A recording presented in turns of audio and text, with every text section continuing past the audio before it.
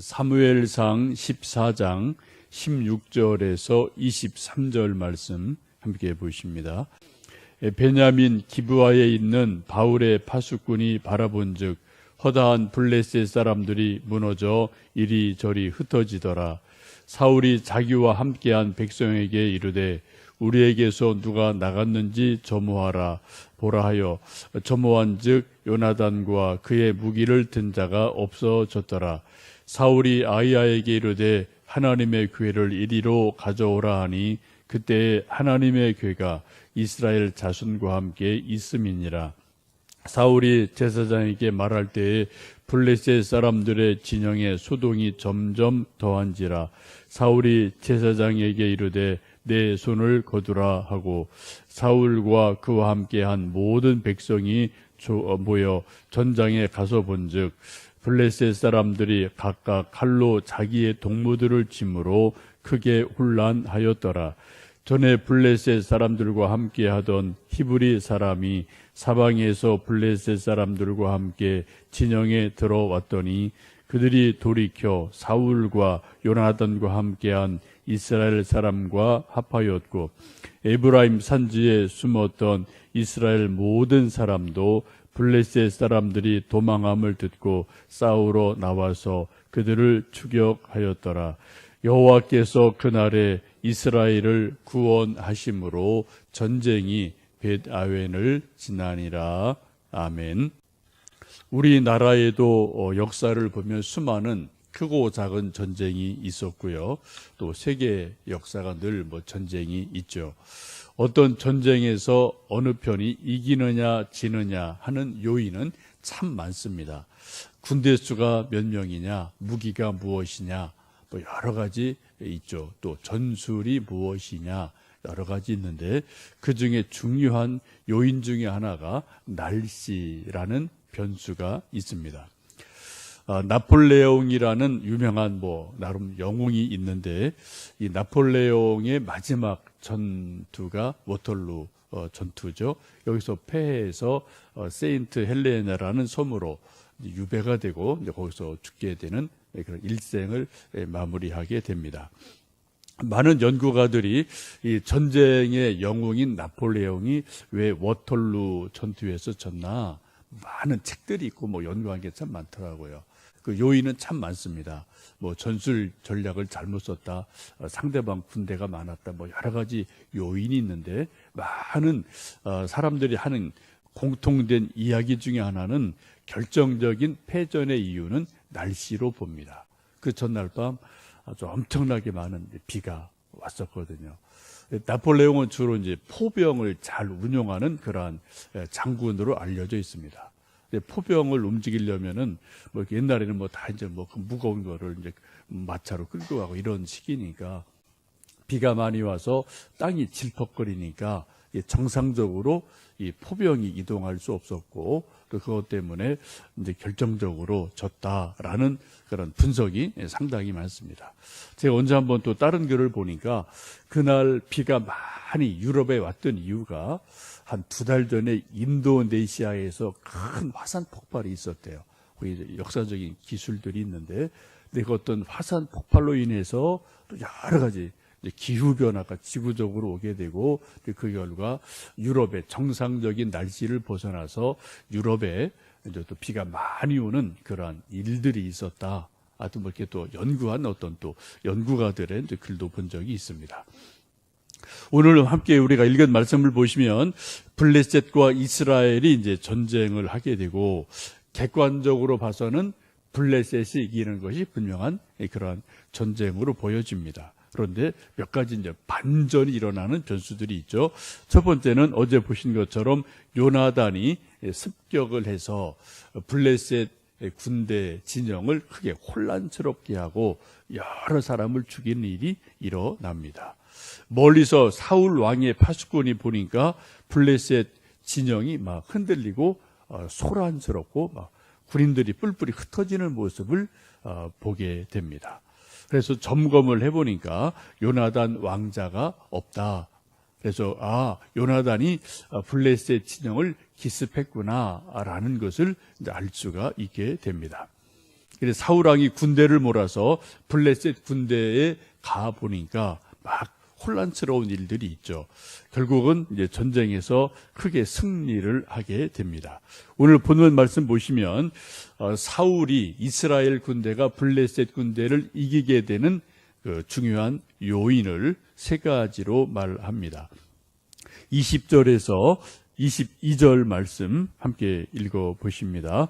사울과 그와 함께한 모든 백성이 모여 전장에 가서 본즉 블레셋 사람들이 각각 칼로 자기의 동무들을 침으로 크게 혼란하였더라. 전에 블레셋 사람들과 함께하던 히브리 사람이 사방에서 블레셋 사람들과 함께 진영에 들어왔더니 그들이 돌이켜 사울과 요나단과 함께한 이스라엘 사람들과 합하였고 에브라임 산지에 숨었던 이스라엘 모든 사람도 블레셋 사람들이 도망함을 듣고 싸우러 나와서 그들을 추격하였더라. 세 가지 말씀을 하죠. 첫 번째 20절 보시면은 가서 보니까 블레셋 군대들이 서로 자기들끼리 칼로 창으로 치고 찌르는 이상한 일이 일어납니다. 자중질환이 일어난 거죠. 이건 뭐 우리가 이해할 수 없는데 하나님께서 혼돈의 영을 주시고 혼란의 영을 주시니까 동료가 갑자기 원수로 변해서 적으로 변해서 서로가 서로를 죽이는 그러한 일들이 일어납니다. 그러니까 뭐 군대가 오합지졸이 되고 흩어질 수밖에 없죠. 가끔 우리가 신문, TV 통해 듣는 안타까운 소식 중에 하나는 우리 전방에 있는 군인들 중에 어떤 군인이 갑자기 밤에 잠을 자는데 동료들이 잠을 자는데 불침번을 쏘던 군인이 총을 누구한테 쏴요? 북한을 향해 쏘는 게 아니라 지금 내무반에서 잠을 자고 있는 자기 동료들에게 막 총을 쏘고 수류탄을 던져서 뭐 몇 명이 죽었다, 다쳤다 이런 일들이 가끔 일어나죠. 우리 아군끼리, 친구끼리 뭐 그렇게 하는 일들이 가끔 있단 말입니다. 물론 그 이유는 뭐 여러 가지 또 복합적인 게 있겠습니다만 그런 일이 안타깝게 있죠. 지금 오늘 말씀 보시면 블레셋 군사들이 어떻게 해요? 서로 자기들끼리 치고 받았다. 칼로, 창으로 찌르고 또 베니까 큰 그 블레셋 군대가 아무리 숫자가 많아도 힘이 없는 그런 이상한 일이 일어나죠. 이것은 하나님께서 그런 혼란을 주신 것임에 틀림이 없습니다. 21절 보시면 또 하나 요인이 일어나죠. 어쩔 수 없이 블레셋 군대에 잡혀갔던 히브리인들이 많이 있었어요. 강제 징용을 당한 거죠. 그런데 지금 막 그 전쟁통에 갈등이 있었겠죠. 지금 우리가 이스라엘 조국 위에 싸워야 되나, 블레셋 위에 싸워야 되나, 이제 그런 고민이 있었을 텐데, 또 그들 마음에 하나님이 용기를 주시고, 막 혼란이 일어나니까, 또 사울왕이 등장을 하니까, 이 사람들이 또 이제 칼을 거꾸로 잡고 조국을 위해서 싸우고, 이제 블레셋을 공격합니다. 옛날 우리도 일제 강점기를 살면서 많은 우리 아버지들이, 할아버지들이 강제로 일본군의 징용을 당해서 뭐 여기저기서 많이 희생당한 분들이 참 많죠. 그분들 중에 또 이제 전쟁이 일어났을 때 정말 뭐 어쩔 수 없이 끌려갔지만 막상 전쟁터에 가서는 또 뭐 우리 조국을 위해서 또 평화를 위해서 일본군과 저항해서 싸웠던 그러한 훌륭한 분들도 꽤 있는 것을 우리가 역사적으로 압니다. 세 번째는 도망갔던 이스라엘 군대들이 다시 돌아와서 싸우게 됩니다. 전에는 겁에 질려 도망갔던 이스라엘 군대들이 이제 또 사울 왕이 이긴다, 블레셋이 도망간다, 그런 소문이 퍼지니까 굴 속에 숨어있던 많은 사람이 또 용기를 내서 모여들어서 또 함께 사울 왕을 도와서 싸워주게 됩니다. 이 여러 가지 요인들이 이 블레셋과 이스라엘 전투에서 이기게 하는 반전의 요인이 됩니다. 그런데 우리가 성경 말씀 23절을 보시면 더 중요한 이스라엘이 전쟁에서 이기게 된 이유를 성경은 그렇게 말씀합니다. 23절 읽어보십니다. 여호와께서 그날에 이스라엘을 구원하심으로 전쟁이 벳아웬을 지나니라. 아멘.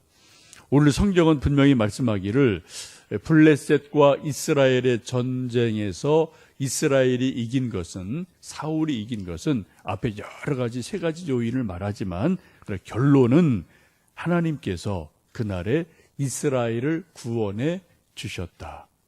하나님이 이기게 하셨다. 그래서 전쟁이 벳아웬을 지났다라고 말씀합니다.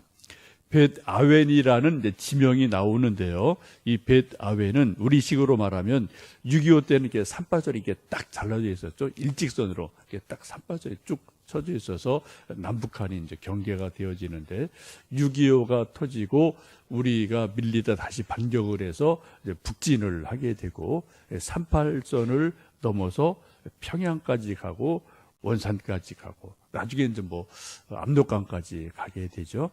쉽게 말씀드리면 6.25 때 우리가 계속 밀리다가 다시 북진하고 반전을 해서 평양까지 갔다. 원산까지 갔다. 그렇게 보시면 됩니다.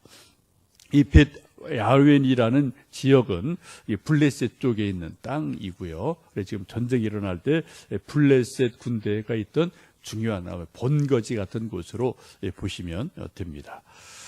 베델 동편에 이제 아이라는 작은 성이 여러분 여호수아에 나오죠. 그 아이성 근처에 있는 지역이라고 합니다. 훗날 이제 호세아 선지자가 이 벳아웬을 이제 또 말하는 것이 있는데 그때는 뭐 호세아 선지자 때는 신앙이 많이 흐트러져서 뭐 우상 숭배가 아주 많았을 때니까 그때 이 우상 숭배 중심지가 되어버린 베델이라는 곳이 있죠. 베델은 하나님의 집이라는 뜻이지 않습니까? 근데 베델이 너무 많이 신앙이 타락해서 오히려 하나님의 집이 아닌 우상 섬기게 너무 많으니까 호세아 선지자가 베델을 벳아웬이라고 부르는 그러한 일이 호세아서에 나옵니다. 벳아웬이라는 뜻은 우상의 집이라는 뜻입니다. 베델, 하나님의 집. 이 하나님의 집이 어떻게 해요? 지금 세월이 많이 지나고 나서는 벳아웬, 우상의 집이 돼버렸다라고 탄식하면서 믿음 없음을 이제 또 질책을 하고 하나님께 돌아오라라는 그런 이제 메시지를 전하게 되죠. 결국은 질 수밖에 없었던 이 전쟁에서 이스라엘이 크게 이기게 됩니다. 그래서 벳아웬 적진까지 이기게 되는 일이 일어나요. 그 이유를 23절 말씀 보시면 여호와께서 그날에 이스라엘을 구원하셨다라고 23절에서는 분명히 말씀합니다. 칼을 잡고 전쟁을 한 것은 사울과 이스라엘 군대들입니다. 그러나 성경은 분명히 말씀하기를 그 전쟁에서 이기게 하신 분은 하나님이시다. 사울 왕이 아니다. 어떤 장군이 아니다. 라고 분명히 말씀합니다. 출애굽기 17장 보시면 이제 모세가 출애굽을 인도한 이후에 아말렉과 여호수아가 싸우는 장면이 출애굽기 17장에 나오죠. 그때 뭐 밀고 일진일퇴가 일어나는 그런 상황이 일어나는데 그때 모세, 아론, 훌이 산 위에 올라가서 서로 손을 잡아주면서 기도를 합니다. 세 분이 기도하면은 땅 아래, 산 아래에서 여호수아가 이기고 모세가 너무 피곤해서 손을 내리고 기도를 못하면 또 지고 이런 일이 계속 반복이 되죠. 그래서 아론과 훌이 옆에서 같이 손을 붙들어줘서 하루 종일 기도를 하고 이기게 되는 말씀이 있습니다. 결국 전쟁을 이기게 하신 분은 하나님이시고 또 그 사이에는 모세, 아론, 훌의 기도가 있었음을 말씀합니다. 오늘도 우리가 또 이제 새벽에 교회에 와서 찬송 부르고 말씀 보고 기도합니다. 또 해가 뜨면은 우리 직장인들은 직장에 가고 우리 자녀들은 학교에 가고 학원에 가고 도서관 가고 또 일터 가고 뭐 이런저런 일들을 각자 일하게 됩니다. 근데 저도 이제 막내가 좀 늦둥이가 있어서 고2인데, 뭐 요즘 뭐 이제 아이들 개학해서 이제 뭐 늦게 와요. 어제도 뭐 어디 들려서 좀 늦게 오고 그러던데, 뭐 다 그게 뭐 우리 자녀들의 뭐 일상 생활이죠. 또 직장인들은 뭐 직장인대로 또 직장에서 늦게 오고, 다 뭐 분주하게 이 일, 저 일 다 나름대로 주어진 일을 하는데, 성경은 분명히 말씀하기를 우리가 각자 해야 될 일은 내가 해야 되죠. 공부할 건 내가 공부해야 되고, 또 직장 가서 일할 건 내가 또 일해야 되고, 뭐 이것저것 내가 하지만, 우리 또 아들, 딸들이 하지만, 그러나 결국 그것을 이기게 하시는 분은 하나님이시다라고 성경은 말씀합니다. 오늘도 우리 모두에게 주어진 각자의 일을 성실히 열심히 감당하시기 바라고요. 그러나 그 뒤에 하나님이 계시고, 또 하나님이 긍휼을 베푸시고 기도하는 사람들의 기도를 들으시고, 오늘 23절에 있는 말씀처럼 여호와께서 그날에 이스라엘을 구원하셨다라는 말씀처럼 우리에게, 우리 아들, 딸들에게도 이러한 큰 은혜가 있기를 기도하고, 또 그런 간증이 있는 하루하루 되시기를 주님의 이름으로 축복합니다. 함께 기도하겠습니다.